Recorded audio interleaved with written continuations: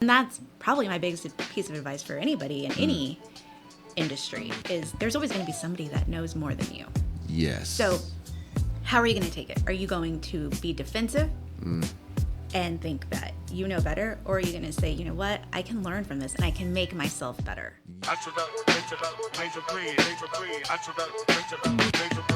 Out west where the sun always beams bright, Midland skies keep the hustle in sight.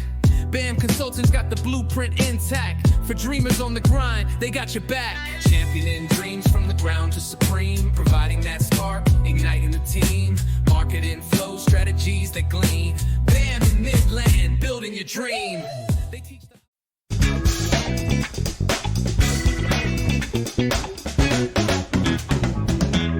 Bam. It's very exciting music. Good. That's what we want. We want high energy, right? Let's get into this because we're going to have a great conversation. Absolutely. So I have here today Miss Devin Benavides Yeah. with the BBB. Yes. The Better Business Bureau. Yes. Right? You think they took that into consideration when they came up with the name, how it rolled?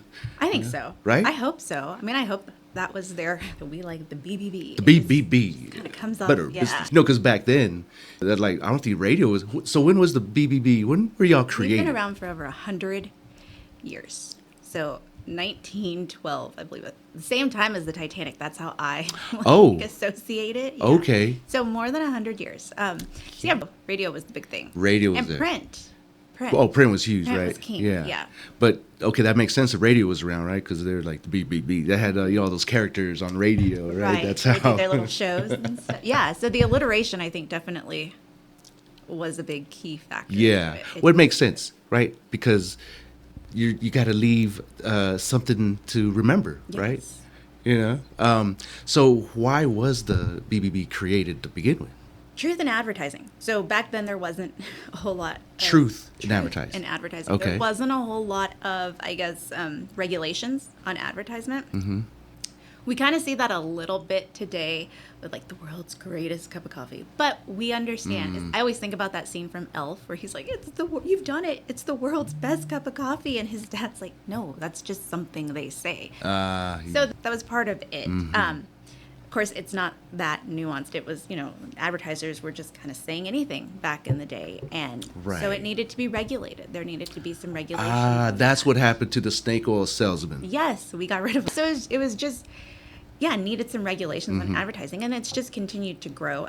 The BBB is an international organization. It started here in the States, though. Started in the States. Okay. But is an international organization. And it's recognized, even if nobody really thinks about it. They're like, first thing they want to do when a business isn't behaving is we're going to call the BBB on you. And so that's not all we do, but we're still at the top of mind for people that hold businesses to a higher standard. Okay. And so, which especially back then, it's true now, but it is needed. There's there's got to be a referee, right? For sure. So when businesses, say somebody has a complaint on a business, they call them in, and do they already have to be like a member or part of you guys? You say, okay, there's a complaint on this business, and you put it on your website, or how does that? So every business has a BBB profile, whether they are accredited or not. Oh. We call our member businesses accredited. And different from a chamber or anything like that is, while you can file for accreditation, if you say, I want to be an accredited business, that doesn't necessarily mean you're going to be. There's a thorough application process that you'll go through with people at a higher level than me that will go through everything to make sure that you are operating at those, we call them standards of trust, that we hold our businesses to these standards. Yeah. They have to have a certain grade. It's a grade like A through F. So think about school. A is good. B is good enough. Anything below that, hey, you don't want C's to mess get with. degrees, man. Right. So it's, A through F, those grade systems. And so Yeah. you have to have a B rating in order to become an accredited business. B. It's got to be a B. Think 80 to 89. That's your, Okay. B. You got to be a B. Yeah. And so, just because you want to be an accredited business doesn't mean you will. So I always tell, we have a new AB is what we call them, accredited businesses. There's a lot of B, you can tell. AB, we have an orientation for our newly accredited businesses. And I always tell them, this is, congratulations. This is not a small thing for you to become an accredited business. It's a big deal. Okay. Not everybody that wants to become an accredited business is able to. That doesn't mean they won't ever be able to. It just means there's some not things there to yet. work on, right? Okay. It could be the length of time that you're in business. It could be, just little, your rating, work on getting those reviews up, work on, operating Okay. at those standards of trust. So I always tell them congratulations, because it is a big deal. It's not something that everybody gets to do, and it's something that can be revoked if you don't behave. Right. Just because you are an accredited business doesn't mean you can start doing You don't have carte blanche. to whatever, do it. right? Like you have to continue to maintain that grade that you Yeah. have. Okay. And that's what we expect from our accredited businesses. But I also tell them it's a lot like a gym membership, which, you get a gym membership and you're like, I'm going to be fit. And then you don't go and Then it's you not don't- working. Yeah. And how is it not working for me? Well, because you have to go. And so okay. having your accreditation, you're going to get as much out of it as you put into Okay. it. That makes sense, right? That's life, right? Right. Yeah. Absolutely. Okay, so the accreditation part, so you said there's grades, right? Those are like the different levels. So what does it take to be like an A? Like you said reviews, right? Is that like Google, like Reddit, all the different- reviews, right? And Okay. then just not, you don't have any arbitration, anything outstanding, any, financial sort of Yeah. all of that mess And that's that you tough. get into. It is tough. Because in Very business, it's really like not if you'll ever get sued, it's just when. When, Yeah, when right. somebody's going to throw That's the what my book dad at you. used to say. My dad had a small business, and my husband has a small business. So yes, I understand the process of being Yeah. a business owner and what all goes into it, and you're not ever going to make everybody happy. No. I have to tell my husband that all the time, like with these, bad reviews or these Facebook, social media reviews. Yeah. I know it's hard when people are telling you, like, I will never do business. Right. But just kind of take a deep breath. So- Try not to let it get you down. Right. So let's talk about that because Mm-hmm. I think that's important for business owners to hear, right? When you do get a negative review. Yes. Right? Like, how do you respond to that? Right? Because that is going to show who you are. Right. And it's going to show, like, are you genuine? Right? And Or are you something else? Yeah. Right. Right. Right. And I know we've seen examples Yes. that we get blown up here, right? Because of just, it's poor management. Right. And it is personal, right? Yeah. As a small business, like, I totally understand that. It's personal. You're putting your blood, sweat, tears, Yeah. all your money, your whole life goes into this business. Yeah. And so no one likes to hear that they're not doing well, Right. they're not doing a good job, or that someone doesn't like them. But I always say, just take a step back, try to remove yours. And that's easy for me to say, right? Because it's not Right. directly aimed at me. Right. It's indirectly. Right. But I think just don't respond for a little bit. Don't respond immediately, because your emotions are going to be high. Maybe even take 24 hours to respond if you're someone that sure. is, high You know, strung. like what they say, write the letter and burn and then it. delete it. Yeah. Yeah. Write it and then backspace. Yes. I would take a little bit of time to respond, but definitely respond. Be very mindful about how you respond. You want 100%. to, and it's so hard, right? Because you're never going to make everybody happy. Right. Like, what is that saying? You could be like the best, juiciest peach on the tree, but not everybody likes peaches. So, I've never heard that one, but I get it. Yeah, you're not going to make everybody happy, but definitely respond, because you want to show them, hey, I see that, you didn't have the best experience with this. And I don't want that to be the case. How can I make your next experience better? I Right. see you. That's all people want. Yes. They want to be heard. They want to be acknowledged. I had a bad experience and I want you to acknowledge it. How are you Yes. going to make it right? Right. And so definitely don't respond in anger. And again, don't respond probably in those first 24 hours. Yeah. Give yourself time to chill. But definitely respond. They just want to be heard. They want to be Right. acknowledged. They want Right. their experience, whether you agree with what that was their experience. Right. Whether you think you did anything wrong, that was their experience, and that's their truth. Right. And I know we hear that all the time, like, just that's their truth. That's their, but it's true. right, right. So that was their experience. That's what they had. That's how they feel. Right. Take your emotion out of it. Yes. Take your experience out of it, and just acknowledge that they had a bad experience. Yeah. and how can I make it right? How can I make it right? And I think that is what is meant when the customer's always right. Yes. So it's not an absolute the customer's always right. Because oftentimes the customer is wrong. Just straight up dead wrong, right? However, it is their perception, right? So the trick is to address it, to be able to make up, like in their head, to make up for whatever was incorrect or flawed Whatever on your injustice part. there was. Right. Yes. Right. Let's make the world right. If you're like a restaurant or something, okay, hey, free meal, come back. We'd love to make your, just let us know when you come. And then you pull out all the stops, right? Oh, so-and-so is coming. Okay, let's go overboard, Yes. and kind of make a show out of it. Let's make them, feel better. Yes. Because as much as we rely on Google reviews, as much as we rely on social media, as much as we rely on all these other avenues, word of mouth Oh my gosh, yes. is still the biggest like reputation management tool. Yeah. Word of mouth. Yeah. I had a bad experience. Guess what? I'm going to tell you about it, and then you're going to tell somebody else about it. But also, I'm a big mouth, so my word of mouth is going to be on Facebook. I'm Right. going to put a post, and I'm going to tag your business and tag.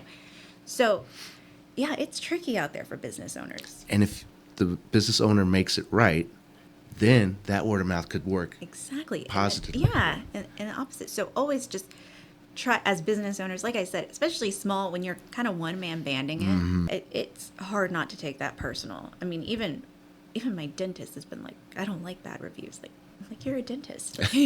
Okay. But yeah, they still take that person. Yeah. I mean, that's not a profession I would think that would take that personal. But yeah, it's his business. It's Yeah. his heart and his soul. And so, yeah, That's it got to gets be a hard position because, he's literally putting you in some pain. like, yeah. Oh, Exactly. It's not- thank you for that. It's not like you go to him for fun. Right. You're there because you have to be there. So yeah, like I said, I know for small business owners, it is hard to not take that personal and to not want to, be defensive. That's our human nature, is when someone's calling you out, is to kind of defend yourself. Yes. Yeah. And that's why I say take a step back, take a beat, sleep on it, and then go back. And just, even if you have to just kind of grit your teeth and smile through it, just try to make it right. Right. I heard you. I see. Right. I see that you didn't have the best experience, but how can I do this better next time? For sure. Yeah. And I always an opportunity for the business owner to do some, self-reflection, right? And into their business. Right. Right. It's an opportunity to say, wait, okay, what went wrong? And like, it's very rare to where, oh, no, that was just flawless. This is somebody with a vendetta against us for whatever reason. But very often where there's smoke, there's fire. Exactly. Right. So it's an opportunity for you as a business, especially if you have like employees and you have staff, and maybe there was a miscommunication or somebody was sleeping on the job literally, or, didn't do what they were supposed to do. Okay. Then as a business owner, you have to look at that, right? Because that's what you're fixing, right? Because it's all customer experience. Right. And particular customer had a bad experience, right? So I think because we are human, we do want to just react and take it personal, right? But then at the same time, okay, this is an opportunity to make things better. Right. What in our process are we overlooking, Yes. right? Our SOPs, right? Yes. SOPs, right? That's standard operating procedures Yes. for people who don't understand. Learn and it. Yeah, because a lot of people are like, that's what I'll ask. So, what is kind of like your operating procedure? Yeah. Like, what do you mean? Like, no, what's the standard that you Do you go have by? something written out? Like, this is Right. how we do business. This is how we do things. Right. Great. Like, here's the flow chart. If this happens, you go here. If this, you go here. Right. Like, break it Especially if you have employees. If it's you and your dad that are kind of doing things, Yeah. maybe. But if you have employees, like, there needs to be, Yes. something that they know what they're doing and how to go about their day to day. 100%. Because there's lots of reasons, right? But for one, nowadays there's no loyalty to jobs or business, right? So people are just going to jump for a dollar higher raise or whatever. So then now you have to replace that person, Right. right? And then what? You're going to take all your time away from what's really moving the needle in your business and making money, to onboard train somebody, somebody. right? Well, it's a lot easier if you can show them some videos. Here's the manual. Here's how to answer the phone. It tells you all right here, right? Yeah. And then you come in and help them along, but it's not sit by me all day long and do what I do. Right. And you really don't want someone to be baptized by fire. We use, as a former news reporter, that's how, there was not a whole lot of SOPs. It was kind of like, oh, guess what? Just Something go. happened. Here's your camera. Here's your mic. Have fun. Go. You're going to be Yes, live. And yes. you're like, well, okay. I remember one time a weather girl started and we had like a flood or something just random for, well, it used to be random for West Texas. Yeah. I guess it's kind of normal now. But the poor girl, I thought, first of all, a lot of times the reporters and people that work here are not from here. They come from all Right. over because it's a starter market. She Right. was from, I think, somewhere up north. And so she was just like, I don't even know how to pronounce La Mesa. She said it's Oh. La Mesa. Just kind of, and people are calling. And I thought, we should really have a training that's like, first of all, these are how you pronounce the towns around. Right. But it's kind of the same thing, right? Like you just kind of get thrown in and you don't know Yeah. what's going on. So definitely SOPs. are SOPs. important. I definitely want to get into your time as a reporter because that's super interesting. So from a reporter to BBB. Wait, hold on. What's your title with the BBB? I am the Director of Partnerships and Community Engagement. So it sounds really fancy, but just really being involved in the community Yeah. and doing partnerships like with you, with the Midland Hispanic Chamber of Commerce. yes. We're partnering up again with the Odessa Hispanic Chamber of Awesome. Commerce. And that's really because we all work in the same wheelhouse. Right. So instead of working against each other, definitely work together. Yes. We can combine our resources, combine our knowledge, and Yeah. help, these businesses, whether they're starting out, whether they're established, whether they're going through any transitions. Yeah. Just, just trying to work together to Yeah. build our business community. Which that's our goal as these organizations, the chambers, ourselves here at BAM Biz Hub, our nonprofit. It's education, the entrepreneurs, how to be successful. This episode of BAM BizTalk is brought to you by Flash Mobile. Whether you're managing your business, chasing your dreams, or just handling life on the go, Flash Mobile gives you nationwide for GLTE coverage. No contracts and total freedom, all at a price that makes sense. Activate your plan in minutes. Bring your own device. Stay in control wherever life takes you. Contact us and make the switch today. And now let's get back to today's show. You were a broadcaster for 8 years, you said? Yes, 9 years. Yes. 9 years, right? So how was that transition? Like, how did you get into the BBB? Yeah, so you learn so much as a reporter because you report on so many different things. Yeah. I was 22 years old going into city council meetings hearing about economic development and all the different funds and the buckets of money and being like, what?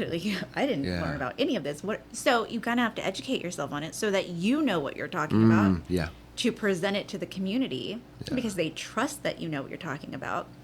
So I took that pretty seriously to just kind of learn as much as I could about as much as I could. Yeah.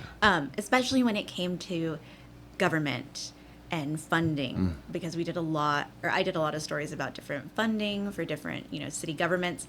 So definitely took some time to learn about that. After I retired from news in 2019, I worked with the city of Odessa as their communications director. Ah, okay. And it was during probably not the most tumultuous time, but a crazy time. It was during that mass shooting that happened in August. I think I'd been on the job for 2 weeks at that Oh, time. wow. So really baptized by fire. Yeah, and as a communications And director. as the communications wow. director, that was learning a lot. I mean, we got thrown onto the national stage. Yeah. And that was a perfect time for us to reflect, right? And go, what could we have done better, right? Because no one cared that I had been on the job for 2 weeks. Right. They cared that an alert didn't go out, right? And so then from that August to March of 2020, we went into COVID.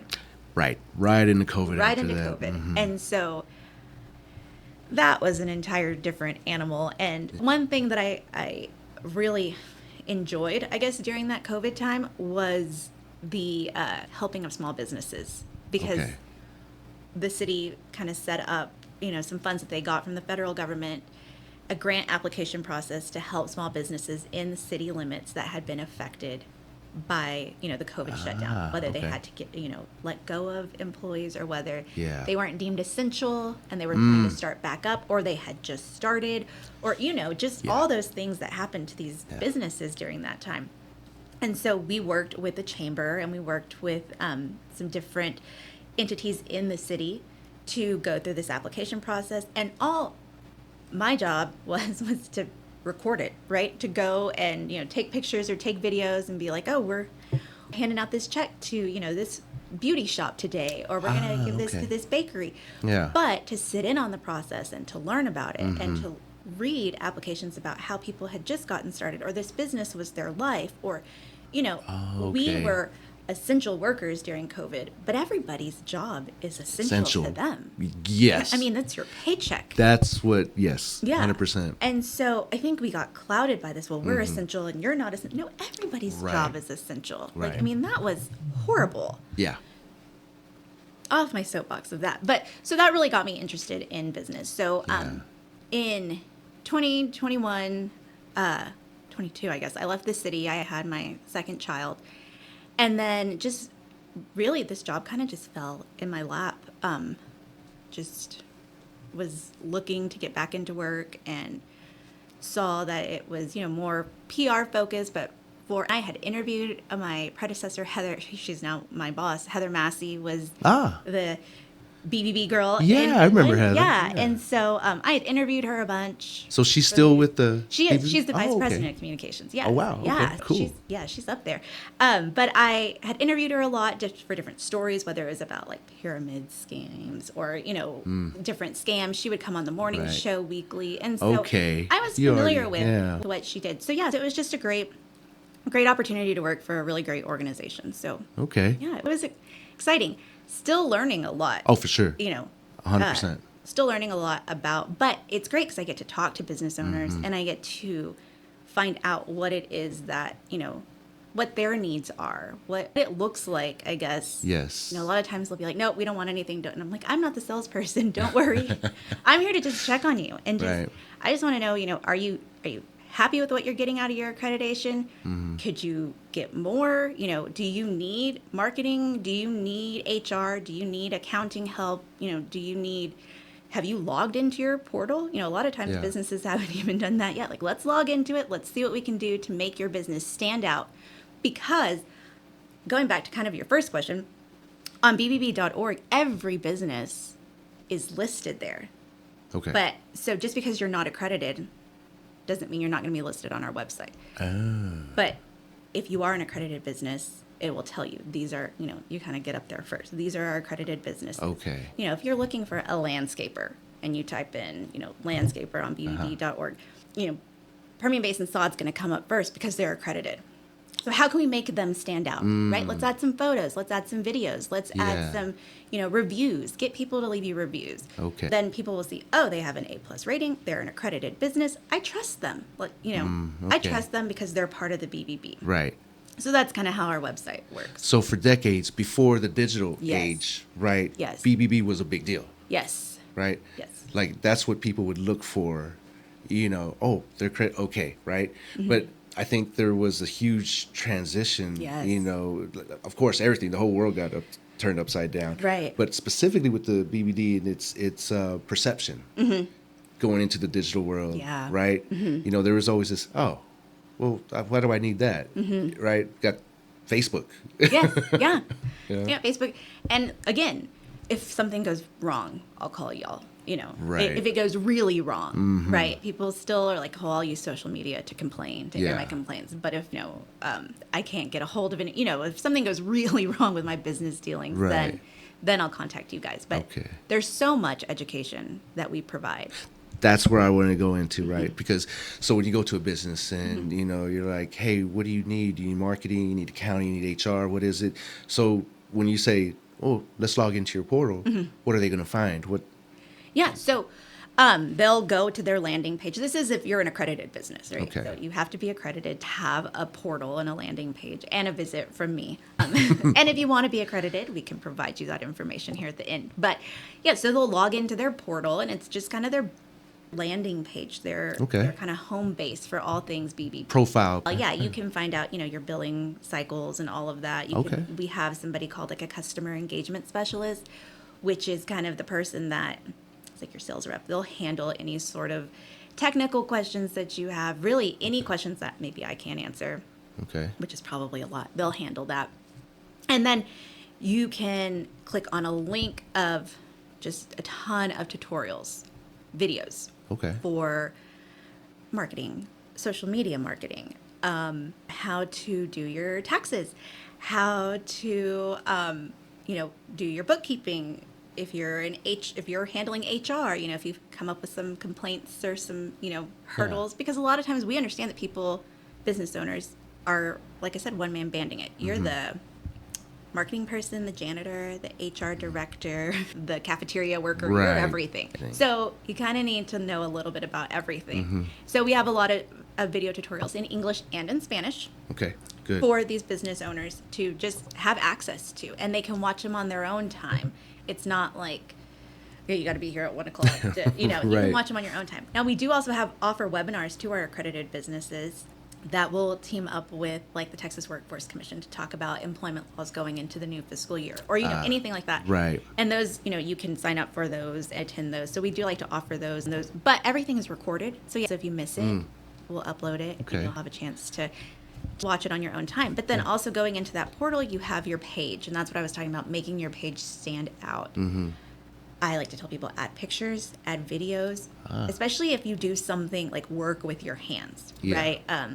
Landscaping, roofing, contracting, plumbing. I know that doesn't sound, but like show that, before, after, or, pictures of the roofs or the grass or the landscaping materials, whatever. And just kind of, it's engaging, and it makes, it's another, and you can add a link to your website. You can add a link to your Facebook so people can go and click on that. And so I always try to tell people, make it stand out, make it look good. What would you want to see? Do you want to go to a page where it's just like, you don't, where it's just like the name of the business and and you're like, I don't know. Like it's when you're somebody requests to be your friend and they don't have a profile picture. You're suspicious, right? You're like, nah. I know the name, but how do I? You don't have anything. You just made this profile. You're probably a scammer. Like, yeah, exactly. So what would you want to see? I want to see pictures. I want to see videos. Yeah. I want to make sure, this is a big one too, your contact information is correct. Yes. Your email, your phone number, your physical address, your operating hours, make sure all of that is up to date. Gotcha, because that's something people don't really think about. Yeah. Or say they do have an admin who leaves for $1 more to go somewhere else, and she's taken all that information with them. So you kind of, I tell ABs to check in about quarterly. If they're not going to do it all the time, check in quarterly to make sure everything's up to date. And your profile picture is visible to anybody. Your business profile is visible to everybody. Yeah. So it very much like a Google business profile. Yes. Gotcha. So by those terms, it is searchable. So in the age of AI, when we're no longer just Google, right? No, we're ChatGPT, we're Perplexity, we're Grok, we're all of these. Yes. Because that's a new search. Yes. Right? You have to be enhanced across all digital. Your digital footprint has to match, right? Impeccable, right? Yes. It has to be impeccable. So here I just went to bbb.org. Okay. And so then location shows we're in Midland. Woohoo. I'm going to put, for fun, I'm going to put used car dealers. That's always fun. And so, let's see. Search. So I have the option. Do I want to do accredited businesses only, or do I want to see all businesses? Oh, okay. I want to see all the businesses, right? So here we go. And then you'll see not BBB accredited, not BBB accredited, not BBB accredited, not BBB accredited, but it has an A+ rating, So it kind of goes like that. Now, so then once you get to the accredited businesses, they'll have that. Right. The seal. That's the seal. They'll have the seal on there. They'll have their rating. And so, if I click on there, so obviously it's not an advertisement. I'm just showing how to do. And that's kind of what it'll look like. Okay. Yeah. So very, and then it has BBB file opened when they started, Okay. All Does it have types of like business. owner names and? Yeah, business management, principal contacts, Oh, wow. customer contacts, all the phone numbers because they have a lot of offices. Yeah, and then it'll, social media pages. And is that one that is accredited? This one is accredited. Okay. Yes. Say they're not accredited. Can they edit their information on there? No. So it's just whatever is picked up and it's placed in there. It's just kind of the basic information of how long they've been in business, what type of business. I mean, I can even tell you type of business, LLC, how long they've been opening, and then whatever contact information. Okay. And is that like you source it from the state and just input it into the okay. Yes. So it's direct. Yes. All right. So it's the basic Information. Right. So if you want to enhance the profile, that's when you become That's when you accredited. become accredited. And that's Okay. one of the benefits of it is, you can add your pictures on there. You can, jazz it up. Right. And then you have that seal. And I always tell everybody, that seal it's recognizable for over 100 years. Yeah. People see it and they are like, Right. that's a good business. Even if you, subconsciously, people, it's how recognizable the seal is. Right. They're like, oh, they're with the BBB. Right. So, I'm good. They feel this, extra level of protection consumers do. Yeah. That seal, I always tell, our accredited businesses, put it everywhere. Put it on your door. If you have, company vehicles, put it on those vehicles. If you have uniforms that you wear, you can put on your uniforms.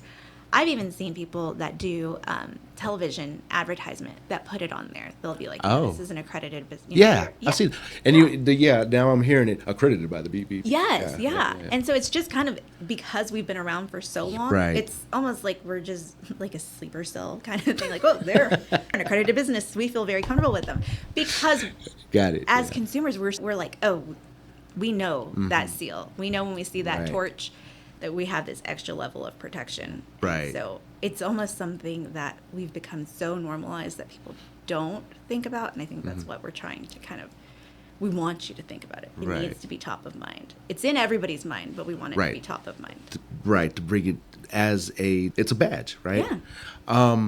So are the BBB government funded, or are y'all funded by the member, By member, no, not government funded. Oh, strictly. Strictly. Oh, wow. Okay.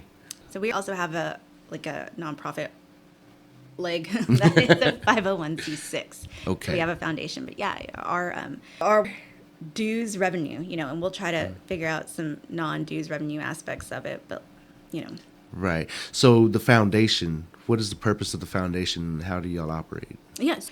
Our foundation mainly operates out of Austin, and it's just another way to provide educational services. Okay. We have this new center in Austin called the Ignite Center, which is a great resource for co-working for businesses that are headquarters in Austin. And so we offer a lot of lunch and learns, and our Austin team does. And so, it's just another way to add some educational aspects in there and hopefully be able to provide more funding as we get there. Gotcha. Okay. The BBB, because there's two separate entities, Right. Right. Okay. So the BBB, it's a for-profit company, or is it also how does the BBB structured? Education Foundation, I guess, kind of is more for everybody. The accreditation portal and everything is for accredited businesses Gotcha. only. Okay. And that's kind of what your dues pay for, right? Is to provide you access to this. And we'll have not members only, but some events where it's just accredited businesses that are able to come, and we're okay. So we do have Y'all throw private We have some parties. private parties. Oh, okay. Some lunch and learns where it's just, that's a benefit of 'Cause that's being what an you're paying accredited for. business. Okay. Yes. So, it's not open to everyone. Right. And there are times when we have those as well. But so it's two completely separate Things. Yes. Do y'all have like a member drive type deals where you try to get members on? Or? No. I think those would be for the salespeople probably. I just kind of, like I said, I take care of the businesses that are already accredited. Okay, gotcha. I don't do any sales. No one has to hide from me whenever they see me. I'm not going to try to get you. I'll talk to you about the BBB all day, but that's not my wheelhouse to try to sell somebody. But we do have a sales department in Austin, and I think I'm sure they're trying to get more businesses accredited, because there's constantly new businesses that are that are popping up. So when a business gets a call from the BBB to try to get them on to be accredited, it's a call from Austin. Yes. Yes. Okay. Okay. And then they'll tell you, hey, Devin is your boots on the ground person in the Permian Basin. Yeah. And then I'll send an email about monthly to all of our new businesses that are getting onboarded and say, hey, I'm your person here. So these are the events that we have coming up. This is how you can contact me. Here's some things I want you to look at, get into your portal, all those things. If you have questions, I'm totally happy to sit down with you, go through it with you, because a business owner wants to add things to do. So, right. So I always tell them, I feel totally fine coming and doing it, with you, kind of showing you and For sure. and kind of guiding you through that process. So say when you're out in the community, right? Because you're everywhere. I try to be as much as I can. Yes. There's only one of you, right? There is. When somebody comes up to you and say, "Hey, how do I become a member? I want to be an accredited business." What do you send them a number? Yeah, no. So I'll definitely get their information, and then I will pass that information along to our sales department. Okay, gotcha. Yeah, I'll tell them, hey, there's somebody here that wants to become accredited. Here's their information. This is where I met them. Okay, right. Kind of all the details of it. I'll definitely not be like, nope, I can't talk.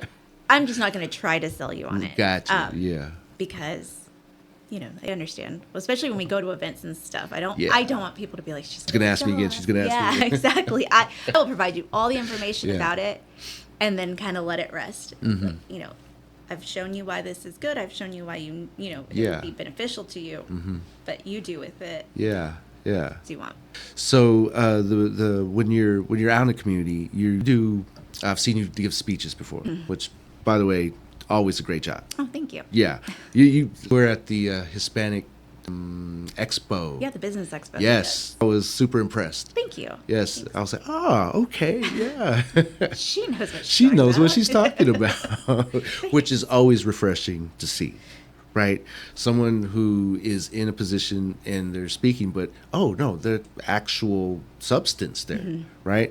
So it's always good to see that, especially in a position to where you're the director, right? You're the, you're it, right?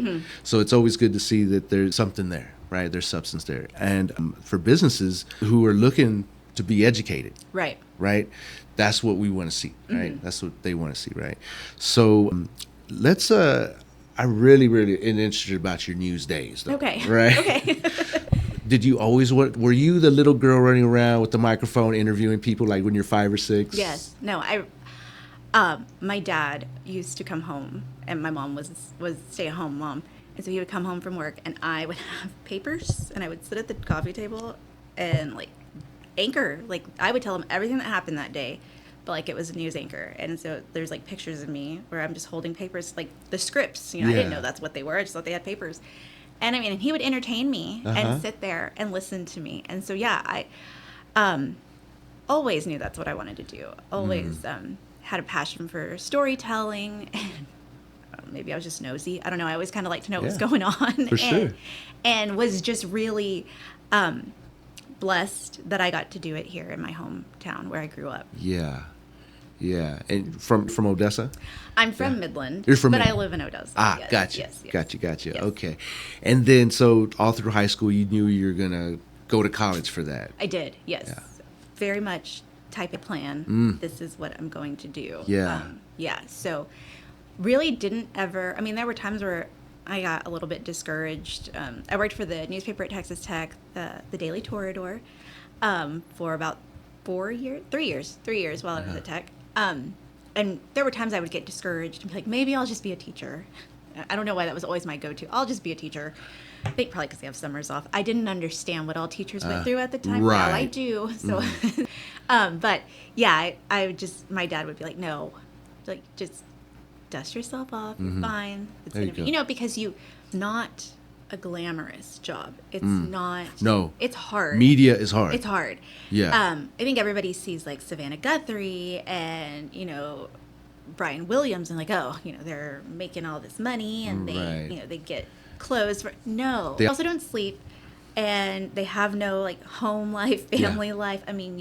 really are married to your job. And so, yes, it's not, you have to have a passion for it and you have to love it. And I did. And I still do. It's just not realistic with family and with kids. But I always say, once these kids are grown, I'll go be a news director or something. Yeah. Because I did love it. I did. It was my passion. Yeah. You went to tech and you got a communications degree? I did, assuming? Okay. Yes. Mass communications. They don't have that program anymore. Now it's like electrical communication, digital media. Oh. They've really changed it. Okay. But yes, I went to Texas Tech and got a communications degree. And then second semester of my senior year, I was kind of freaking out and thinking, where am I going to go? And I emailed all the news directors. I just went online and found news. This was a long time ago too, so it was harder but found the news directors' email addresses. And so I emailed David Marino, who was my first news director at News West 9. And he was like, yep, come in and we'll talk about being a producer. So I produced for Crystal Cruz. Oh. Yeah. Yeah. And what a better person to learn from, right? She's literally a legend here. I was like a little starstruck. So I was like, I grew up watching you. She's an OG. She's amazing. And she's so good at what she does. I don't know if people realize, like, she is not just someone that goes up there and sits and reads the scripts and is like, like, she goes through them with a fine-tooth comb. She's like, what is this? This doesn't make sense. Why are we saying this word? Like, let's make it simple. And so she was a great person to learn from. I love Crystal, and she really helped mold me into a reporter. I really appreciate her mentorship that she did for me during those beginning years. It's amazing how when you're on your path, right, something that it's in your heart to do, and you're following it, the people that will come into your life. Yes. Right? Yes. That will, like, it's the mentors, right? That you learn so much from, and even in a short amount of time. Yes. Right? Because that's your purpose. That's what you are here to do, because you're feeling, right? You're a communicator. Right. And you were on that path, and who better? Right. To especially when you're just getting into it, right, from the get-go, to set like your foundation of how to be the consummate professional. Right. Absolutely. And I don't even know if she realizes how many people's, like, work ethic she has really been the foundation for. Yeah. She has to. They have 2 days after her now. The Midland and the Odessa City Council did proclamations for Crystal Cruz Day, which is amazing. So hopefully she realizes it, because, I was a young kid, fresh out of college. I didn't, you think but right. you really have no idea. Yeah. And so just sitting with someone who has done it and who lives it and loves it and takes it seriously. She's not there to just be on TV. She is there to inform the community and to ask hard questions and to make you ask hard questions. Yeah. Even when you don't want to. Right. So, she was great. That was such a great, like, teacher. Yes. And our gold, right? It really is. That's why I think, young people really, it's a blessing when you happens, right? And to take full advantage of it. Yes. Right? Because it will be a regret later. It will. Especially, if you didn't and you look back and everybody, she's literally a legend, right? Yeah, a living legend. Yeah. And then to think that, like, if you just kind of brushed it off, like, okay, I know what I'm doing, right? Well, how much did you lose by that? Right? And that could have been so easy, because, again, I was a kid. I was 22. I thought I knew everything. Oh, yeah, we were so smart. Just got done taking classes on how to do news writing. Like, no. It would have been, I did. I had to humble myself and be like, you know what? She knows what she's talking about. You don't. Right. Like, take it. And so, and that's probably my biggest piece of advice for anybody in any industry, is there's always going to be somebody that knows more than you. Yes. So how are you going to take it? Are you going to be defensive and think that you know better? Or are you going to say, you know what, I can learn from this and I can make myself better? Yes. Right. So it's that difference between a fixed mindset and a growth mindset. Yes. Right? Growth mindset is the way to be, right? Yes. You're open to learning, right? You're adaptable. Yes. Right? You're not so set in your ways. Because that's how you get stuck. when you're set and you know everything. Yeah. No one can tell you anything. Yeah. There was I just saw on social media there's a meme. I think it was Dan Nichols, I believe, posted this. There's 2 buckets, right? And one is beginner, and I forgot the terminology used, but someone a lot of experience. Yeah. Right. Well, or like a know-it-all, and wise or whatever, right? But the full bucket, right?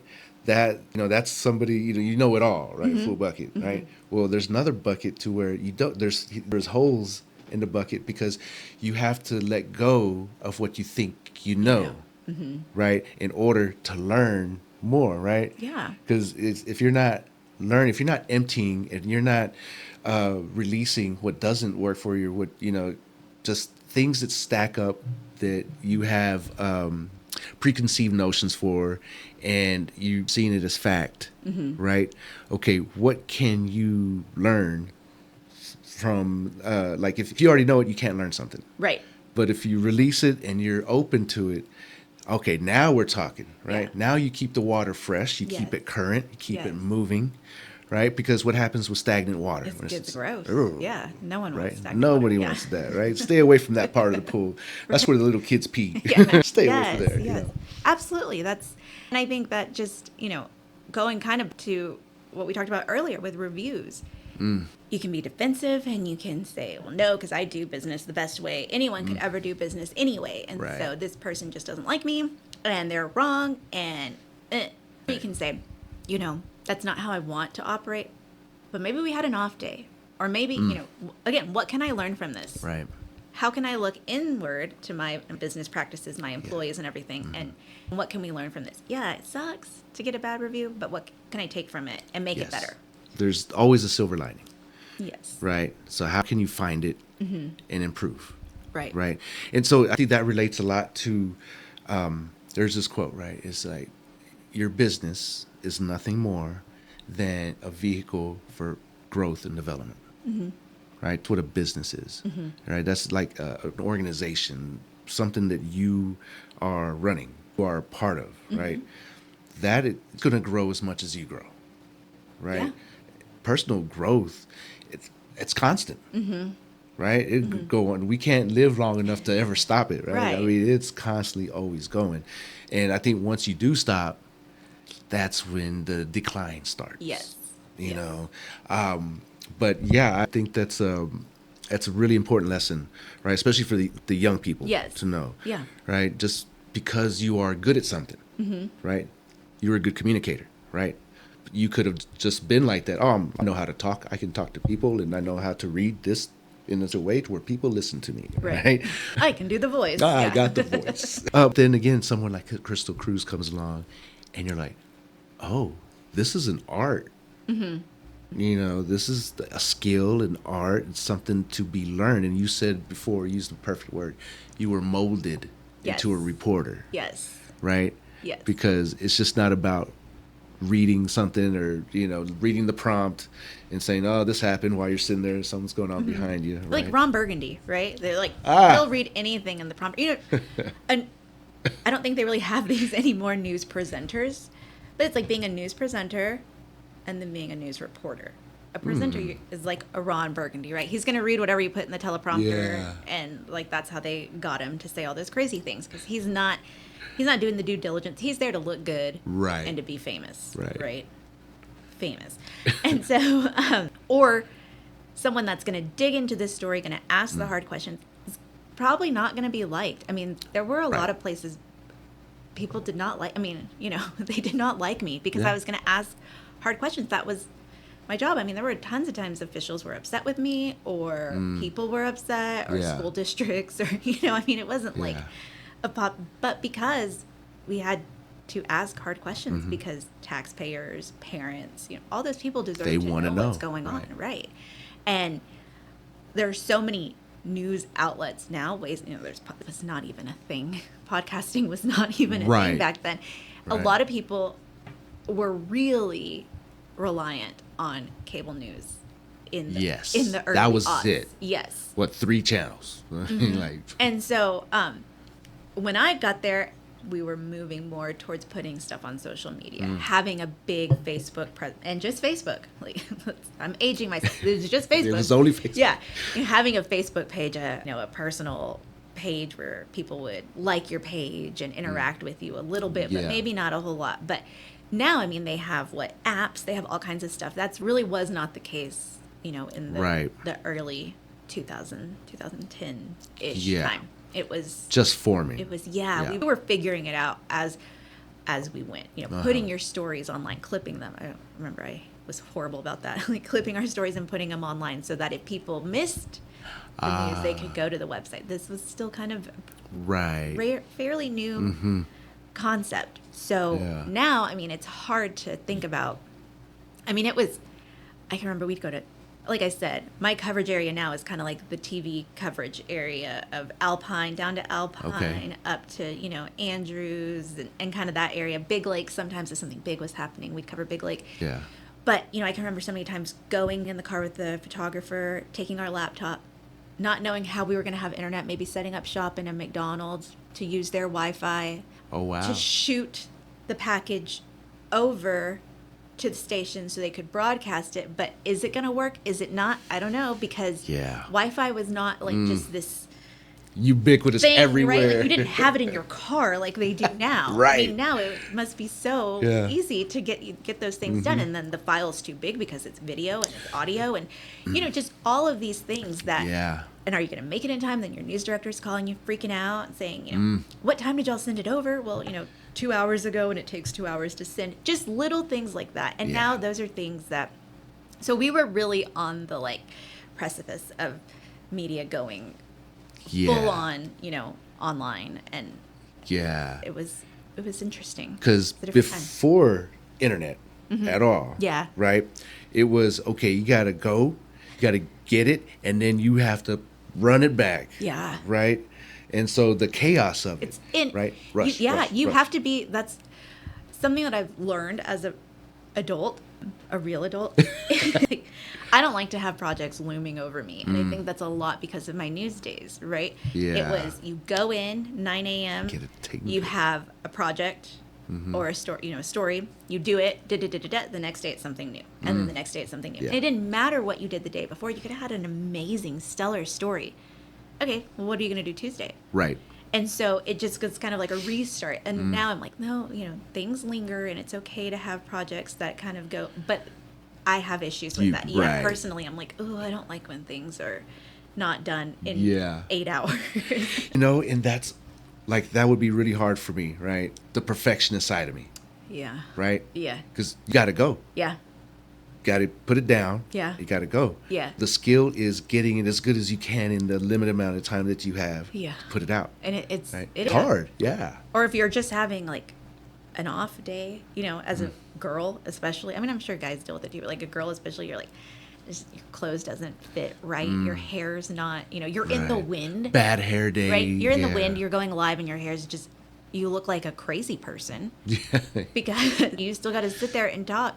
Yeah. And you got to tell people what's going on. Or hard. I mean, there were so many devastating stories where you have to, and it makes you callous as a person. You have to push it real deep down. And it's not about you and what you're feeling. Like Haley Dunn, I followed that story for an incredibly long time. Her disappearance, and then when they found her remains, all of that. Yeah. And that was rough. That was a rough one. Yeah. But it didn't matter what I was feeling. It was, you sit there and you tell people what's going on and you can't lose it. Even Sheriff Painter dying was rough. Yeah. The veteran train accident that happened. Oh, yes. Wow. All of those are that's a lot of trauma. Right. for anyone to have to sit there and tell you.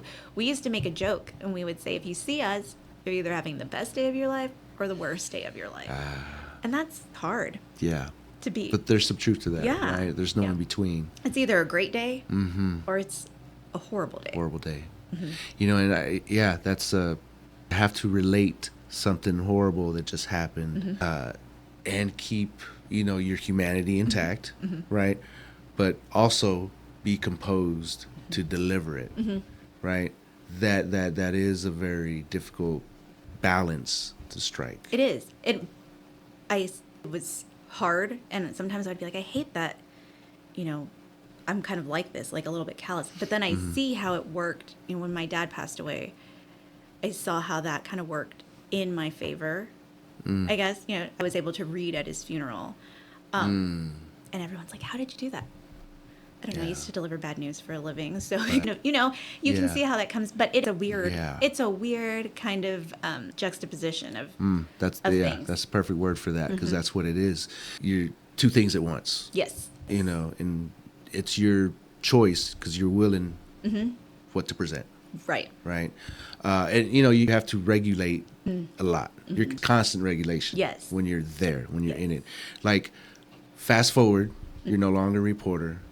And the tragedy that recently happened here in Texas. Yes. The floods, right? To see that, before you would have been reporting on it. Right. Now, you're witnessing it. Yes. Right.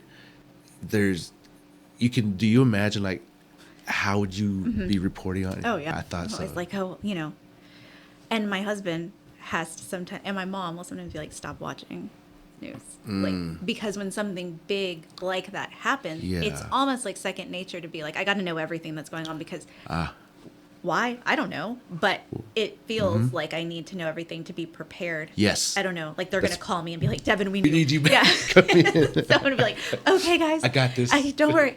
And so, they'll be like, and then, I'll sometimes be like, wow, that'd be cool. They're they're over there, they're in it, and not cool, like, oh, it's so cool, but just to do. Yeah. I I get it. It's like a baseball player, I guess. Right.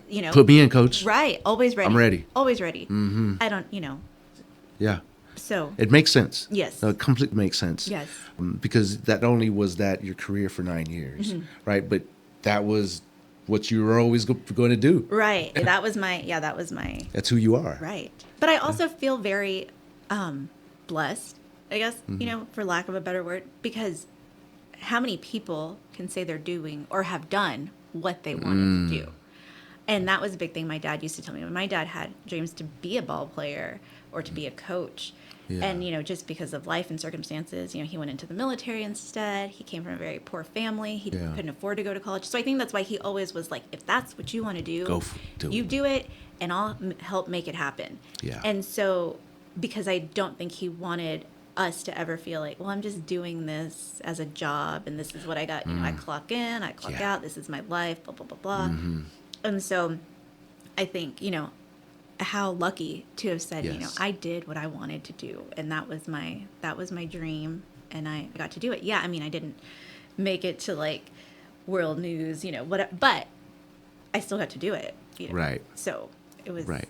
I feel very lucky to be able to do that. You got to live your purpose. Right. Experience that. Yes. And it is lucky, and I think blessed is just the perfect word for that. Right. Because a lot of people never, like your dad, you just told, right? Yeah, right. Especially that generation. Yes. Right? It's just different.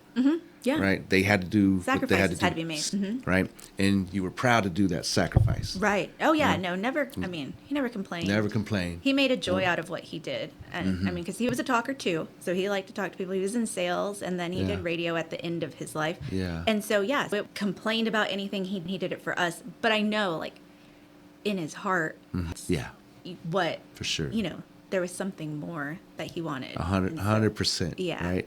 Like my father. Right. So the reason I always wanted to be a business owner, right, is because I heard my father one time when I was really young. Because my dad worked in the oil field for almost 40 years.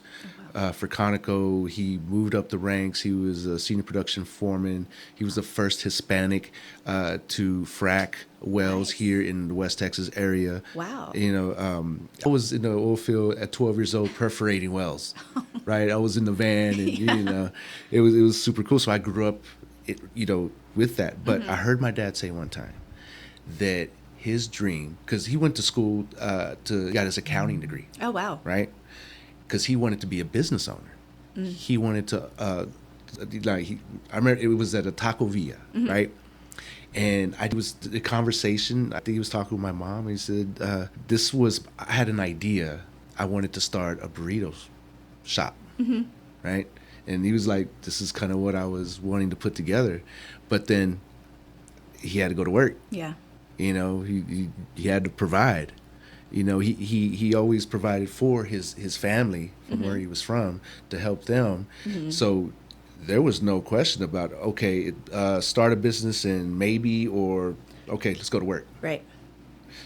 Got a good job, and then he treated that job like it was his business. Yeah. Right? So back then, you get in a job, you get in a position, loyal, Yeah. dedicated, and you put in the work, right?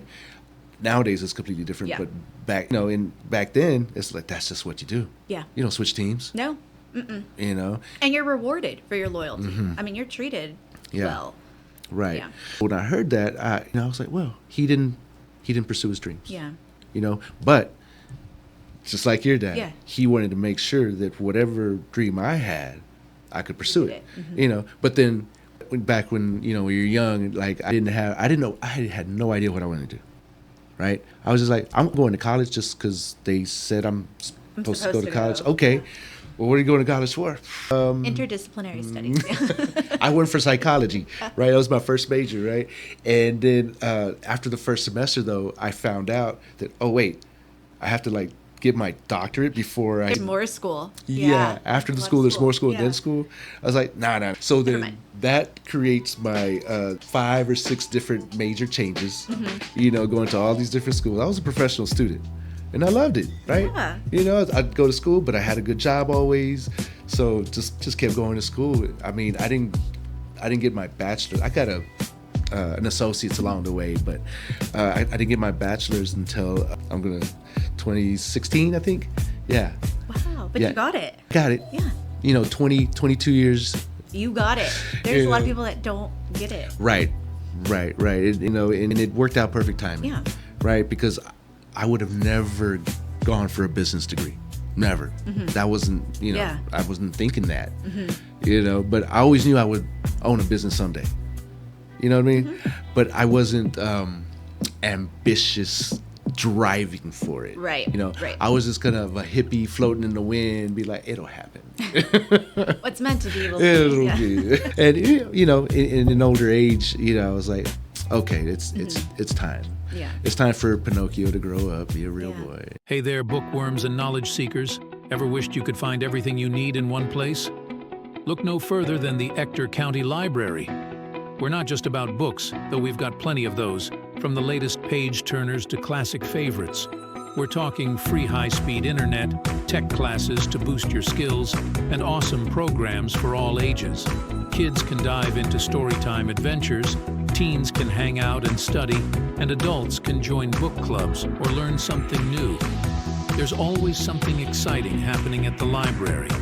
So whether you're a student looking for homework help, a job seeker needing resources, or just someone who loves to learn, we've got you covered.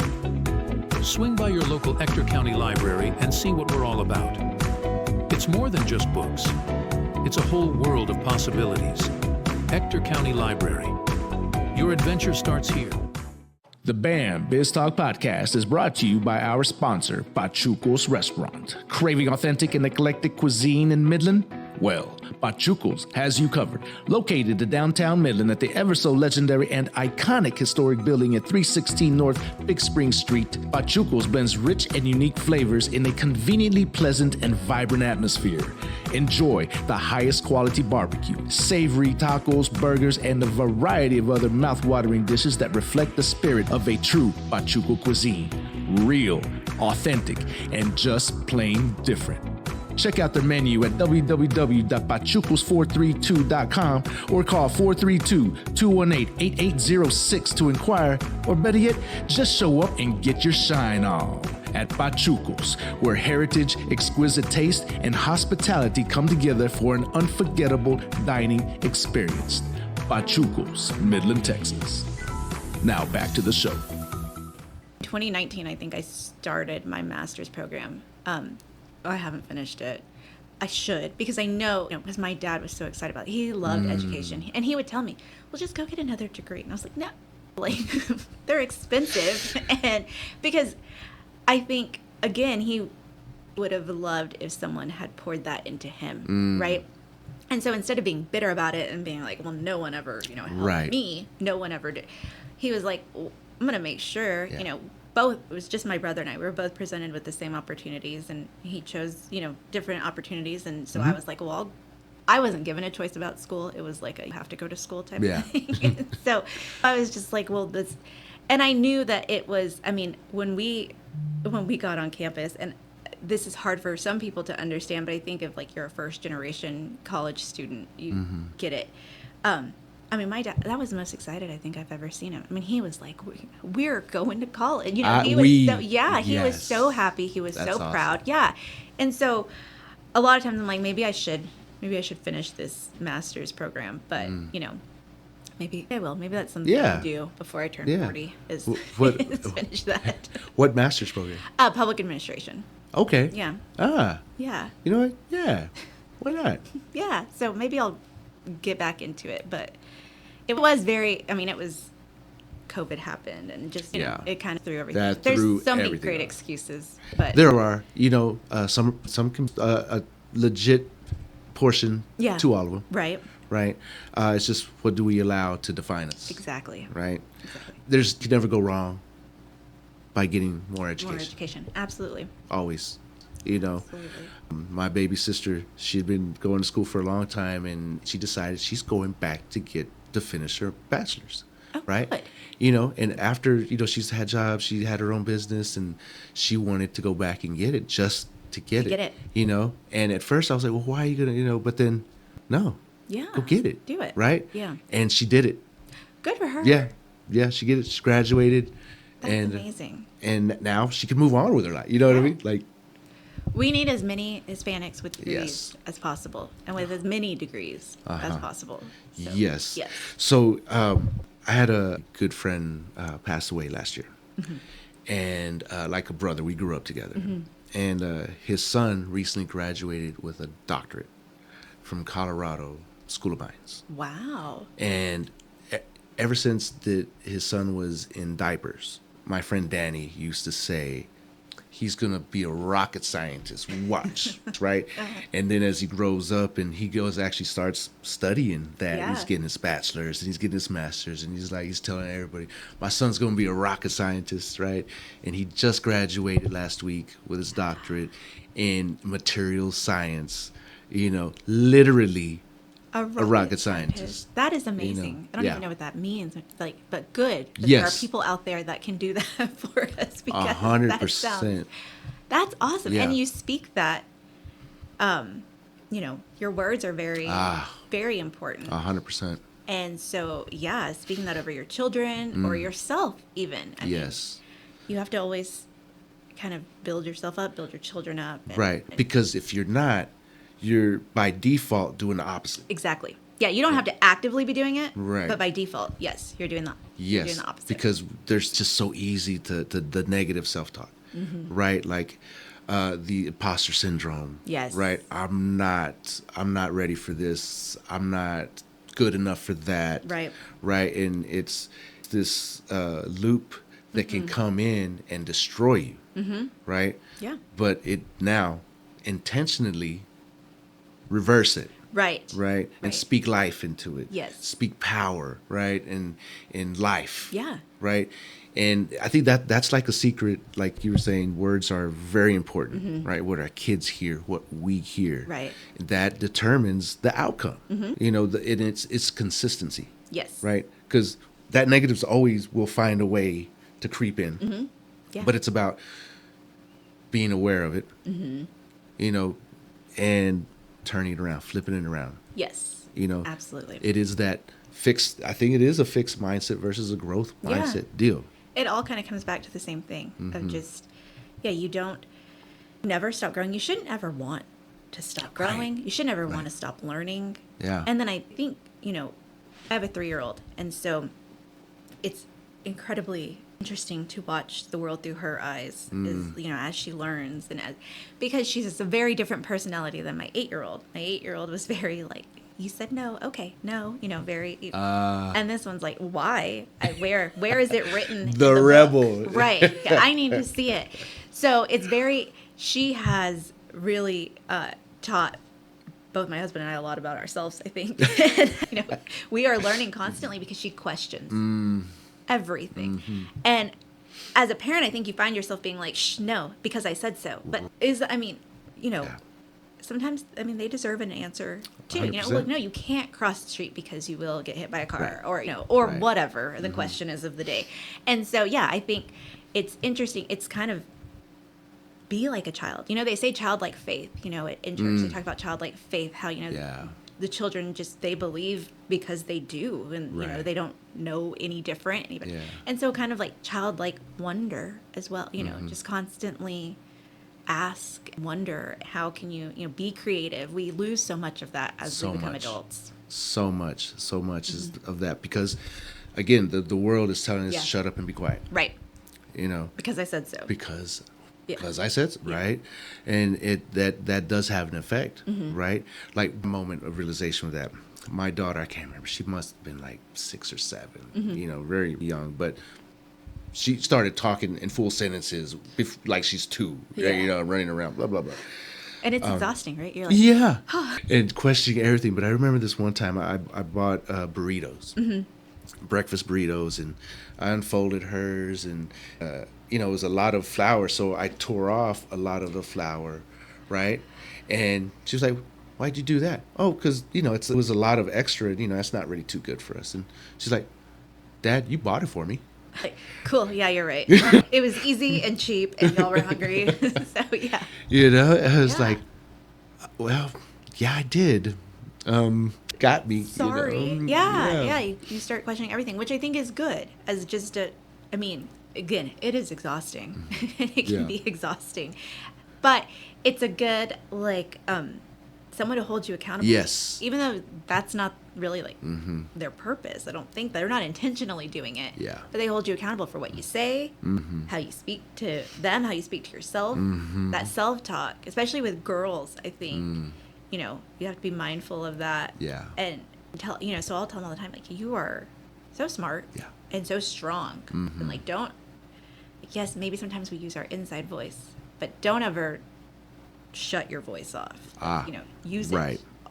Use it. If you Right. have a question, ask. Yeah, I might be a little bit frustrated, or it might not have the answer. I think that's what it is as parents, is we don't have the answers. Right. We don't know what to say. That's a so lot we're of it. like, oh, just because I said so. Yeah. And so it makes us kind of, dig in deep or hold ourselves accountable. Why are we doing this? Why did we say this? Right. So, Because we're being watched. constantly. Yes. Good times, bad times. Yeah. Traffic or road rage. We're being watched all the time. Good or bad, Yes. right? Yeah, it's Yes. coming. And it's a blessing to be a parent. It is. There's so much growth in that. I couldn't imagine not being a parent, Right. right? Where would I be right now if I wasn't a parent? Yeah. I don't know. Yeah. Because I've had to make so many decisions. Based on them. Yes. Right? Just like we were talking about our fathers, right? They've made Right. sacrifices, decisions, right? Like, I don't know, maybe I would be a performing artist, touring the world. Right. Yeah. Like I'd be on tour. Yeah. And I can't even fathom that. Yeah. It's just, it's, everyone says that, I think. And when you're not a parent, you're like, yeah, it's life changing. Okay. Yeah, because you have someone else to look for. But all your decisions are based on these people Yeah. who are completely dependent on you, and you better not mess them up too much. You better Right. you better try your hardest to get it right. But I'm very thankful that I have my husband, but I also have my mother, that because you need a village. I can't fathom not having a village or someone to help. I those people who can do it on their own, that's amazing. And, Right. And they're, I'm sure they're tired and deserving of a vacation to a beach somewhere. Often. Yes, often. But yes, I am grateful that I have, these people. My husband, my father, when he was alive, he made a big impression on my oldest daughter, and then my niece and my nephew, just kind of instilling in them Yeah. more faith foundation, and I'm glad that stuck because, there are days I'm like, oh, I didn't do this, or, oh, I didn't, and so it's just good whenever you have that village. And like I said, for those that don't, you deserve so much. Right. And they need to hear that. Right. Because a lot of times those individuals, they have been alone most of their lives. Right. Right. I think it might be harder for somebody who had that and then lost it. Right. Right. Right. Because those who had to learn from an early age to survive, and that reflects a lot in how they live their life. Right. I think people adapt. Yes. Right. People are very adaptable. And we can be thrown into insane situations. Right. And how do we handle it? How do we when we get to the other side? Right. Because it changes you. So people have been through that over and over and over again. You like want them to have a family, to have that foundation, to have that village. Yes. So and I think that's a large part of like our purpose, like what you do at the BBB. What chambers are for, what all these being different that organizations village for these business owners, because it can feel isolating, especially when maybe it's just you and your partner, or it's just you, handling everything, and it can feel overwhelming. You don't have a staff, you don't have an assistant, you might not even have a bookkeeper. Yeah. And we want to provide that village for you because there's no reason to do it alone. Yeah. There's no reason to have all that stress. There's so many resources. Yeah. There are so many. I mean, you could have an arsenal of tools to just be able to use, whether it's with us, whether it's with, the chambers, whether it's with you guys, to just, and everybody has the same goal. And that's what I've been so happy about partnering with you guys, with the Hispanic Chamber here in Midland. Savannah's great. Awesome. If anyone doesn't know her, if anyone doesn't know her, meet her. She truly is just such an amazing person, such a great heart for business owners, and especially for Latinos, Hispanics. She wants to see us propel. And, I'm on the board, for full transparency, I am on the board of the Hispanic Chamber here in Midland. And we've had such great board meetings and just brainstorming ideas of just things. We have the Adelanta Mujeres event that's coming up in September to focus on, business owners, Hispanic business owners, but women Hispanic business owners, giving them the tools that they need. It's so important for women to have tools, financial tools, so that they're never in a situation to where they, are lost, or they don't know what's going on, or it's a great resource to have. Absolutely. To learn those things for every business owner. But for some reason, women usually, oh, my husband will deal with that, or the financial aspect of it, the bank accounts, the bookkeeping, and then you end up in a situation that you don't want to be in. Right. So there is a village for business owners. We have so many resources here in the Permian Basin. And you should never have to feel like you're alone. Even if you're not an accredited business, I will still, consult with you, and we can get you on the process to become an accredited business if that's what you want to do. Just because I'm not in the sales department doesn't mean I won't, talk to you about it. We can we can figure it out. We can contact them, and then I'll be your boots on the ground person. I always have my phone with me. They just can email me, whatever, because I don't want to see anybody fail. Anything. So that's interesting you say that, because when we first started and the education piece came in, purpose, it's written down somewhere, was to help lower the failure rate of businesses, right? Because the failure rate's huge. The first 5 years, it's insane, right? It's like, wow, how do businesses make it? Yeah. Because first you have to build your business so that it is profitable. Right. You have to know how to do that. But then there's external factors that you can't get, like COVID. Yeah. Or like here, the oil industry. My dad was in car sales. And so he used to, watch the stock market and the oil prices, religiously. And I'd be like, you're not in the oil business. But and he was like, we're all in the we're business. all like if it's not doing well for them, we're not doing well. And so I learned that early on. We're all in the oil business. We're all affected by it, whether it's directly or indirectly. And so I know that they have tried to, this used to be like a buzzword a few years ago, like diversify our economy here in the Permian Basin, but we're still very much in Oh, oil yeah. and gas industry. I mean, 100%. that is king. And that's great. I mean, Yeah. when it's good and we all do well. And hopefully we've kind of reached that area where we're not doing so many dips. Right. And we are there. We are. It's so you see all this construction going on. Yeah.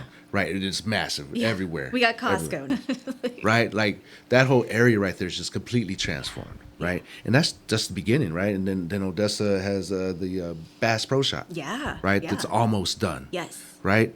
So that's transforming everything. So these big box stores that are coming in now, I mean, they have Find to understand. value. Oh, 100%. Because 5 years ago they didn't want to come down. Yeah. Right? There's no way they were coming down here. Right? Topgolf has rejected the Permian Basin for decades. I know. Right? Everybody's tried to bring them, and they're not coming. But maybe. That they might. Yes. Yeah. It's Yeah. funny you bring up Topgolf. We, I'm like the director of my region, which is the Permian Basin here for BBB.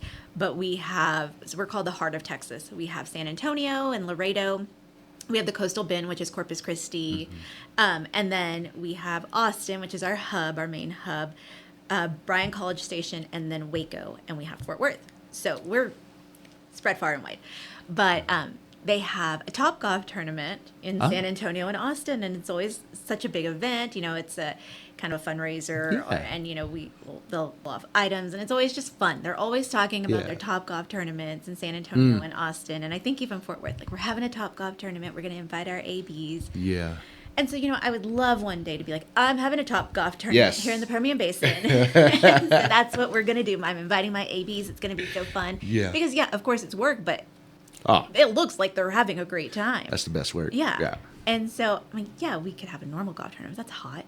Like, Topgolf tournament's a little bit different. It's a lot of Walking. oh, jeez. It's different, yeah. And so my goal is to one day be able to be like, we're going to have a Topgolf tournament here in the Permian Y'all come Basin. to my home. Yeah, y'all can come to Midland or Odessa, and you know, we'll do it here. Yeah, I don't think that's too far off. I hope not. Yeah, yeah. not. The way so that's what we're talking about, right? The leveling the boom bust, Right. Right. So it's because of the technology, the fracking cycle. I was talking with Brooks Landgraf. I've told this story. Sorry, people. I know I've said this story several times, but it's relevant, right? Because for years, their infrastructure here was becoming dilapidated. Yes. Right. Our numbers were just so much for our structure that we have. Right. So many. Right. There's so many crossings that are just not fit for the amount of traffic, the type traffic that's coming through, and we're really like a very, very small. You know, but we're a city. Big city problems, yeah. Right, right. It's a small town infrastructure. Well, it's because Brooks was saying that Austin didn't want to invest because we reached peak oil in the 70s. Right. Oh, okay. So this place is becoming a ghost town, matter of time. You know, just this next is y'all are done, right? So why invest in West Texas? Why invest in the Permian Basin, right? Because there's no sense. Right. Right? You build it and then what? Nobody's there. Yeah. Right? Yeah. Well, now that things have been so steady. Right, Right. Yeah. Haven't fluctuated so hard in Right. quite a while. Because of technology in the foreseeable future is like, oh, they're going to be there for a while. Yeah. So now, and you know, right. So okay, now we'll invest. So now what? This is why you're seeing like state highways Yeah. being developed, Yes. right? All this different infrastructure. That's why Motran is getting funded a lot more to build this out. Yeah. You know, and it's a great thing for the city because it needs. At all. I mean, even Big Spring, Yes. Andrews.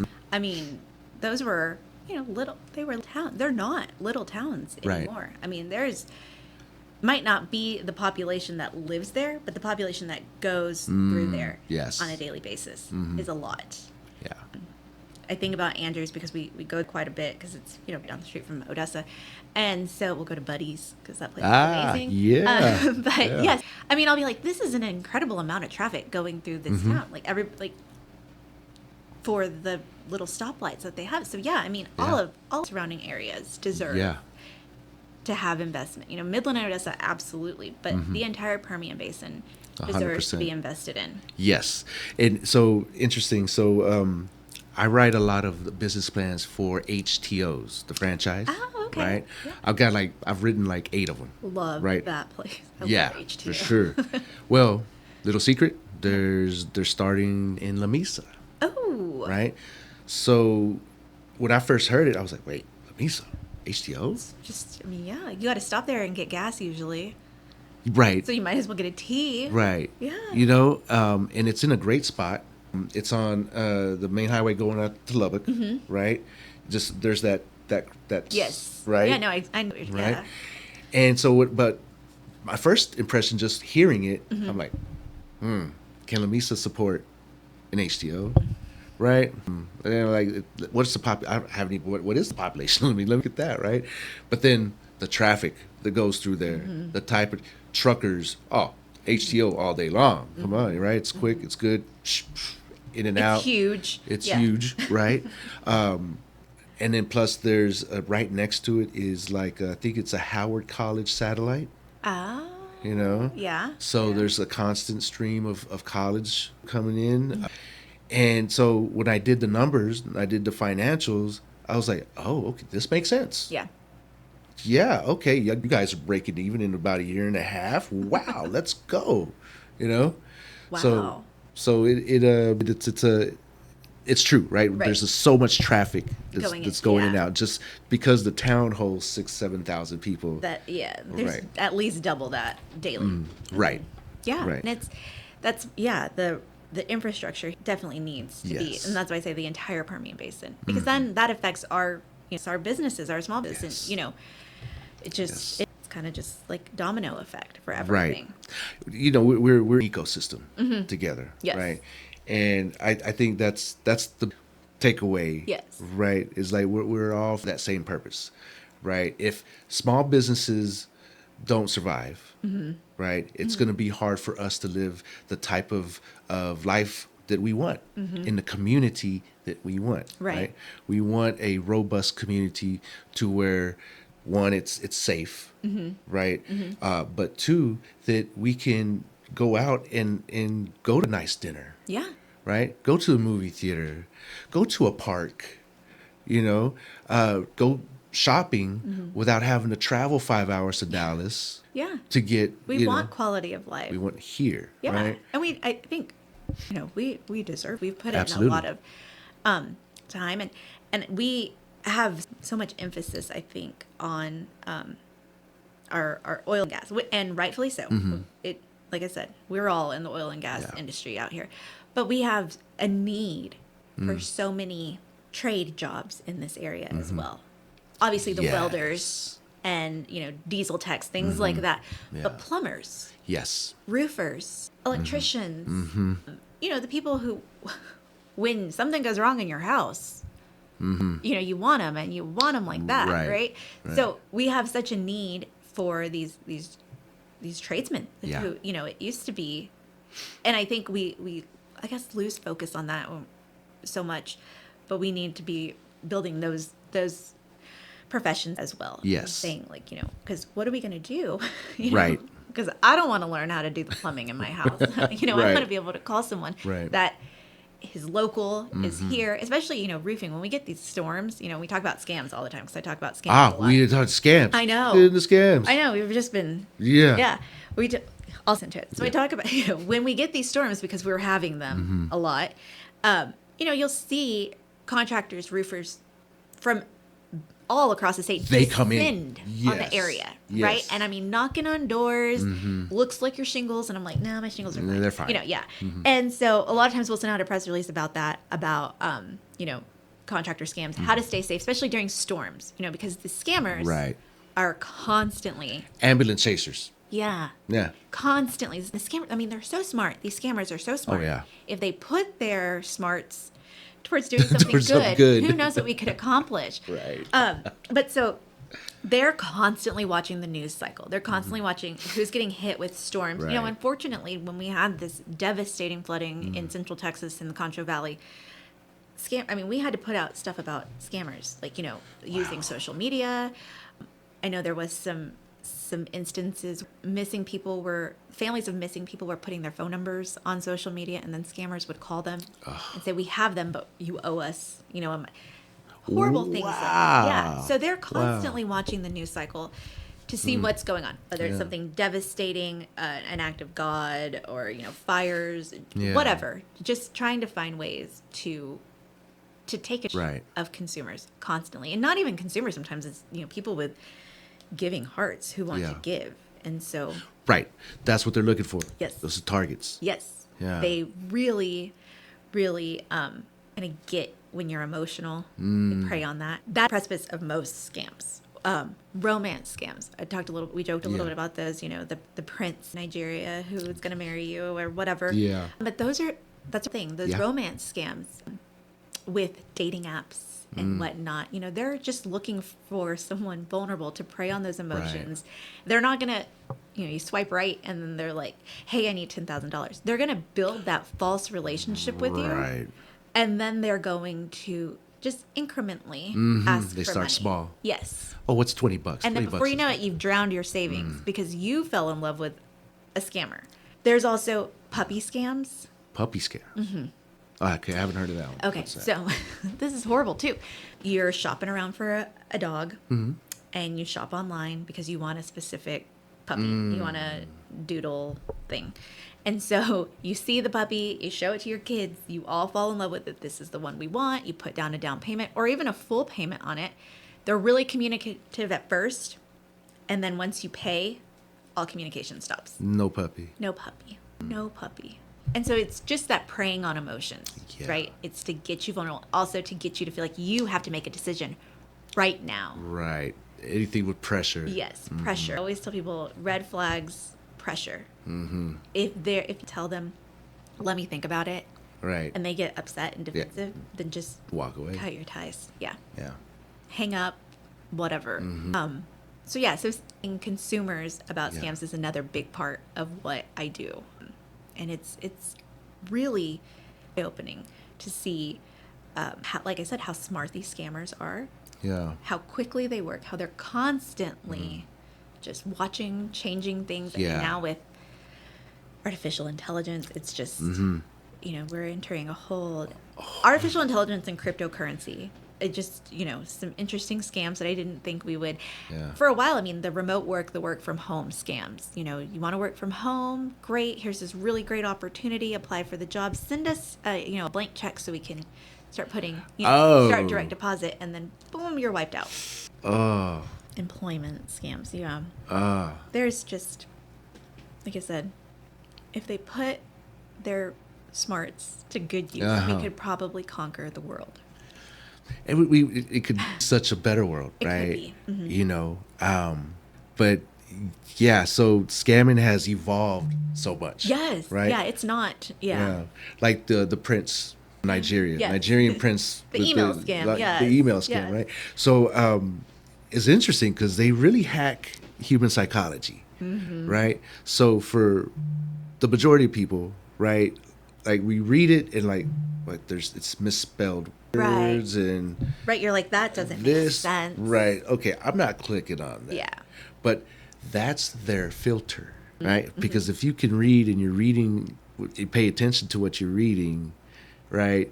Then they're filtering you out. They don't want you. You're not gonna. Right. Yeah. They're going for that 1% who are gonna go, oh, maybe there's something there for me. Yeah. Right. Overlooking, even if they see a misspelling, they're like, oh, it's because they're not from here. Yeah. Right. But now in the age of AI, there should be no misspelling. Your of grammar anything. should be impeccable, written at least. Yeah. Right. So if there is a misspelling now, it's doubly, so many times more. That's interesting because I'll give red flags. Okay, so here's a tip to look out for. Any misspellings, grammar, on a website, because they'll do, impersonation websites, like the IRS is the big one. Yeah. They'll try to impersonate the IRS. So any misspellings, any, just really poor grammar, red flag. Yeah. Well, now, that's what I've been telling people to look out for so long. Now we're going to have to be even more careful because you're right. With AI, with things that can write for you, yeah, it's or create a web page for you. Yeah. I mean, it's going to be really hard. Yes. I think like a good telltale is to really look at the domain. Yep. Right? Because it'll be similar, but there's going to be extra Slightly. letters. Yes. Slightly. Right. Or like a slash. Variation. Dash. Yes. Right. Yes. Right. And if any doubts at all, go look actual site that you're looking at to match. Well, I always the tell people addresses. it's so easy to click on links. And I mean, Yeah. you know, I get it because I am an online person. But even if it takes a couple more seconds, or you're going to have to go and find what you're looking for, it will save you in the long run to go and type it in manually. If you're wanting to go to like Walmart.com, go and type it Right. in. Because then you're going to the exact website that you want to go Right. to, and not an impersonator website that's just there to get your credit card information. Right. So- like you click on it and then now they're in your system. Yeah. But everything's cool, everything's working, no big deal. Sleeper cell. Yeah. Yes. And then some point down the line where you long You've forgot forgotten about it. but they're still in your system. Now you're done. You're cooked. Yeah, because think Information. about how much of our information is online. Our banking, our credit card, our shopping. I just a video about back to school shopping. Texans are expected to spend, at least $900 per kid. for back to school. Yeah, on every, backpacks. It's Wow. going to be, it's expensive. Yeah. And so there's going to be so many deals and things to look out for, but to, not look for, or to not fall victim to this clickbait ads that you might see while scrolling. Yeah. You're doom scrolling late at night. I know that's what moms do. You finally get a time, so Yes. like, I'm going to look, or I'm going to go ahead and shop. And your decision making is Impaired. Right. You're tired. You're tired. Yeah. Or maybe there's another reason it's impaired. I don't know. Yeah. Yeah. so- Combination. yeah. Yeah. And so you're not clearly, or you're just trying to get it done, Right. know? And I think a lot of times I'll tell people, if you fall victim to a scam, you have to let us know about it. We have this great tool on our website, bbb.org. It's called Scam Tracker. And it helps us track, literally, it's what it is. It helps us track the scams. Okay. Yeah. And so we see, like in Midland, what's the common scam? What's the common scam, across the state of Texas? What is it? Right. A lot of it is website impersonation, just Right. that's the thing for, especially right now, online shopping. And so just, you have to let us know. People get so embarrassed. Like, I can't believe I fell victim to a scam. And Right. no, I mean, don't be embarrassed Yeah. because it's so common. We're all just a click away Right. from being scammed. Right. And Right. it happens. It's like you said, it's no longer the Nigerian prince or the, I need $5,000 in gift cards, where you're like, that sounds What? weird. Yeah. No, it's more like, look, you were thinking about a water bottle, and so now here's a water bottle ad popping up on your social media. But is it a Right. legitimate retailer, or is there something nefarious going on? Yeah. Yeah. And then the sophistication. Yeah. Right. It's easy to fall prey to it. It's supposed to, what it's it's supposed to for. be easy designed. nowadays. Yeah. Yeah. And we are in a instant gratification society. Yes. Right? Like you said, I got to get it done. It has to be done right now. Right? I click the button. I expect it to be done right now. Yeah. Right? So, I want my Amazon Prime shipping. Like, Right. I don't want to wait. yeah. Yeah. So due diligence kind of goes out the window. It does. It does. You know? And that's, people will say, well, what tips can you give me? Well, really, it's just doing your due diligence. Yes. It's just doing a little bit of research. Yeah. It's slowing down. Yes. It's slowing Taking the down. pause. Yeah. And saying, this doesn't seem right. Or this looks weird. Or should I be should I make this decision right now? They're pressuring me. Yeah. Or even, we still get phone call scams. We still get those people that call and they're like, I just got a voicemail on the way over. You owe $75,000 in back taxes. Like, no, I don't. And that's not how the IRS operates. Right. Also. So, but that's a big number. You start throwing out the alphabet entities, the IRS, the whatever, FBI, you get like, that's scary. Right. And especially for an, older person, which is who they typically prey Yes. upon. It can, or if they say like, your grandson owes us, or your grandson is in jail. Yeah. Things like that. It's all this emotional psychology. It's just meant to make you freak out. And throw all of that to the wind. Yes. All good decision making skills, Gone. everything that you know you're supposed to do. Yeah. You're like, oh my gosh, my grandson's in jail, or he owes, X amount of dollars, or I owe the IRS, they're gonna, garnish my Right. wages, all this stuff. It's meant to make you freak out and Yeah. make these decisions without saying, wait a minute, I know I don't owe the IRS, or I know the IRS is not gonna call me. Right. Or you know what? Let me call my grandson, Mm. make sure. My priest is very interesting. I got a text message from him, which is not uncommon, but from him, and it was like, knew my name. Hey, Devin, spelled it right, because Devin can be a Right. really misspelled name, right? So, hey, Devin, spelled right. Hope you're doing well. Something, something, something. X amount of dollars Yeah. for a mission that I'm working on. You're like, And so for a second, I was like, oh, right?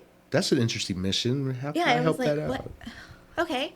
Then I thought, Hold up. this is a 731. I don't even remember the area code, but it's like 7. That's not. Mm-hmm. So then I texted him and was like, I got a text claiming to be you, like, heads up. Yeah. So he was like, oh my gosh, that's not me. I'm like, I know, but for a second, or for somebody that doesn't maybe have the phone number saved or doesn't have that like line of communication, right? Right. They're thinking, oh my gosh, Father David's texting me and Right. he needs something. Right. And, I'm going to help him out. And that's a horrible, that's It a is. horrible thing to do Yeah. to somebody. It's just all that preying on emotion. Yes. And for you, like that, you're well aware of what's going on. But I can still, Fall prey to. Yeah. Right. So imagine somebody who has no idea that scam is a thing. Right. It's still, I had that split second and then I was like, no, wait. Yeah. Wait. Yeah. Yeah. No, and like I said, what threw me off is they said, hey, Devin, and my name was spelled correctly, which means, They have to know. how do they, Yeah. I was like, well, that's interesting, Yeah. Yeah. So it was a split second, but even I was like, oh my gosh, I can't believe I almost Right. did it. But it can happen. Yeah. And it happens often than not. So it's just awareness. And, Yes. I always tell people, put the call filter, the call block on your phone. If I don't have your number saved and you call me, it's going to go to voicemail first. Yeah. And then I feel like if you really need to talk to me, you're going to leave a Right, you leave a voicemail. voicemail, And then I'll get back to you or text me. If, Yeah. I'm not Googling phone numbers. Oh, that call. yeah. And because Oh, that's sure. a great tool as It well. is. Because if it's a scam number or 100%. spam or whatever, it'll pop up on that. So Right. yeah, there's so many things you can do. It's not reserved for the stalker. No, it's not. Feel free to use it, please. There's a use it. reason. Yeah. Because a lot of it will be like robo killer, robocall killer or whatever. And you're like, oh, okay, cool. Right. And then if it's a legitimate, business, if it's like a doctor's office or something, I'm like, Right. oh, I probably called okay, him there you back. go. Right. But put that, iPhone has that great, I'm not familiar with Androids, but I know iPhone has that great setting where you can go and you can block the numbers if you don't know them. And if they need you and they're legitimate, and sometimes even if they're not legitimate, they'll leave a voicemail. But then you can filter that out, filter, right? yeah. You don't have that communication where they're going to catch you off guard. Right. They're going to spook you. They're going to make you do something that you're Yeah. going to end up regretting, or Yeah. giving out information that you're going to end up regretting. Right. So it's going to save you in the long run. And if you have AT&T service, there's an app that you can use to filter out a lot. Yes.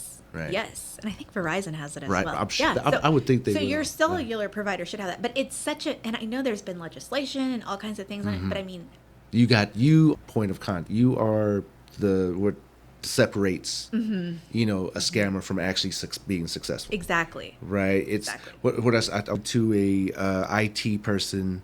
They have this term. It's from the floor to your desktop. I forgot what it was, but the human is where it begins and ends. Right. Yeah. You can literally stop the scam from coming in. Yes. From being a human. Yes. So- And emails. Oh gosh, emails. Yeah. And think about how many emails I have unread. Think about that. Or how many emails I get a day. Yeah. And it's a lot. And a lot of times people are sending me attachments and I'm expecting those things. But if you're not in this sort of industry where people would be sending you attachments. Yeah. Or if you're not expecting, if you're not, we're so email focused, we're so, communication focused and having it on our handheld devices at all times. But if that's not your sort of industry, don't click on, just don't ever click on Don't anything. click on anything. And always verify. You Yes. might be a bugger, but did you send me an Right. attachment?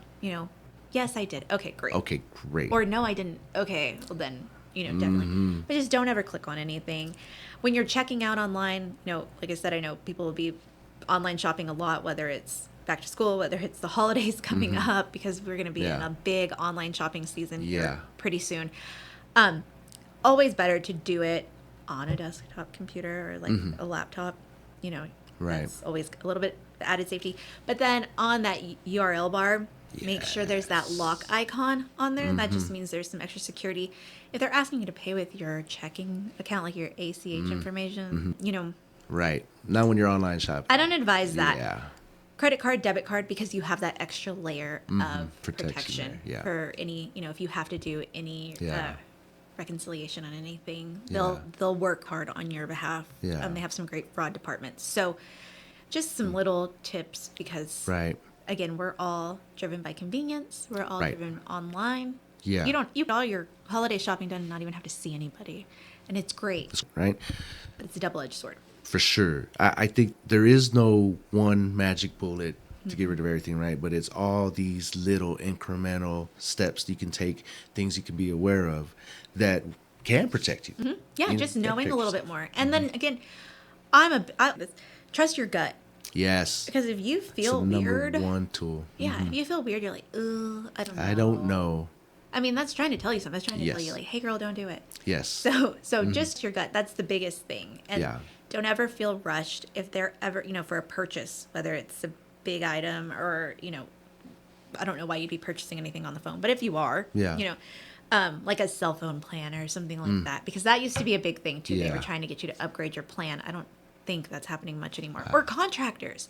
Like I said, we've been having some storms. I think we're projected to have some storms for the rest of the week or this next week.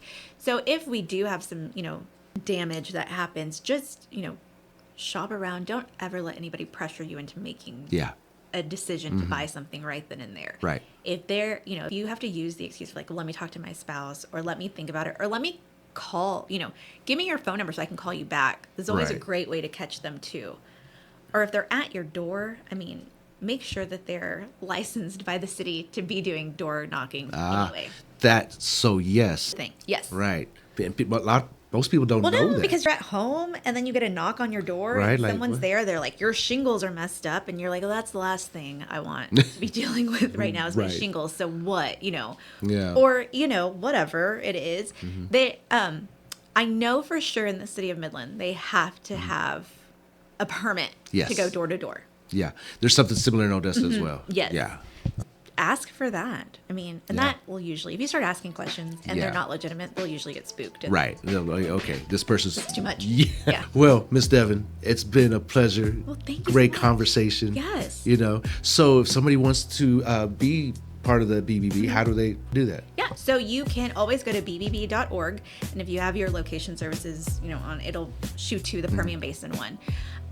But if, you would rather just contact me directly, you can. My email address is dbenavides, BENAVIDES, at permianbasin.bbb.org. Like I said, I check my email all the time. So if you're interested in it, you have questions, or if you're an accredited business that's listening, you're like, you haven't visited me yet, and I have questions, I have things. We have a lot of accredited businesses here in the Permian Basin. Like I said, our area is big. So if you need something and I need to come pay attention to you or pay you a visit, we can go to lunch, get coffee, whatever. Email me. We have a Facebook page as well. If you know Angel personally, he can give you my information, and we'll make sure that you get taken care of. Awesome. Yeah. Cool. Well, I'm glad I really got to learn about the BBB, and thank you for doing what you do. And hey guys, we're going to be doing some things. Yes. Yes. Things are happening. So pay attention. Yes. Stay tuned. Yes. The Absolutely. BBB and BAM are coming at you. We're all bees around here. You got to be a bee. Well, thank you, Ms. Devin, and we'll talk soon. All right. Yes, Thank you ma'am. for having me. I enjoyed it. Awesome. All right. We'll see you next round.